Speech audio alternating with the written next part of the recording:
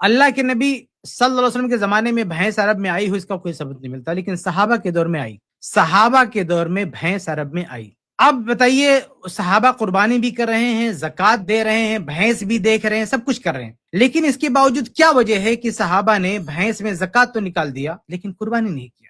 یہ فرق سلف نے کیوں کیا؟ اگر ہم اس فرق کو مٹا رہے ہیں تو کیا ہم منہج سلف سے نہیں ہٹ رہے؟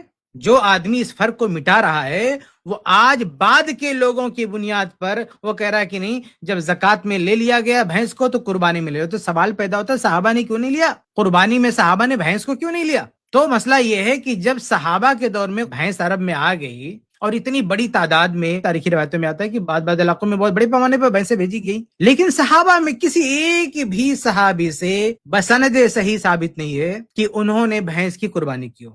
صحابہ جانے دیجیے، کسی ایک بھی تابعی سے صحیح سند سے ثابت نہیں ہے کہ انہوں نے بھینس کی قربانی کی ہو یا قربانی کا فتویٰ دیا ہو، ان کو بھی جانے دیجیے۔ کسی ایک تابعی اتباع تابعین میں سے بھی کسی سے ثابت نہیں ہے صحیح سند کے ساتھ، اتباع تابعین میں سے بھی کسی سے صحیح سند سے ثابت نہیں ہے کہ انہوں نے یہ کہا کہ بھینس میں قربانی کرنا ہے، اس کی کوئی دلیل ہے۔ یہ جو خیر القرون کا دور ہے، قرون مشغولہ بالخیر، اس دور میں اس فتوے کا کہ بھینس کی قربانی ہو رہی ہے، آپ کو زکوٰۃ والی بات تو مل جائے گی، لیکن یہ چیز یہ آپ کو دور دور تک کہیں نہیں ملے گی کہ اس میں جو ہے بھینس کی قربانی کرنا ہے اور صحابہ نے یا سلف نے بھینس کی قربانی کیا۔ تو مسئلہ یہ ہے کہ صحابہ کو بھی تو ضرورت تھی نا قربانی کرنے کی۔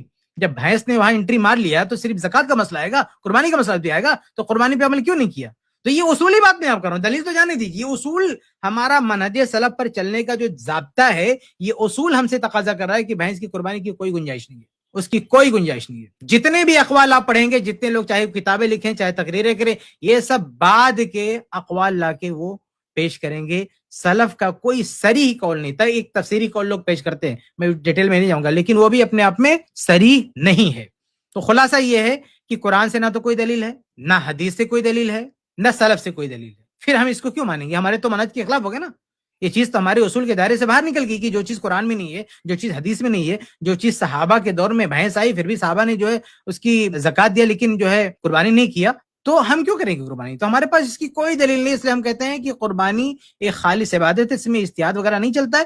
جو منصوص جانور ہیں ان کی قربانی کرنا ہے، جس کے بارے میں سب کا اتفاق چلا آ رہا ہے کہ اس سے مراد یہی ہے، وہی قربانی کرنا ہے۔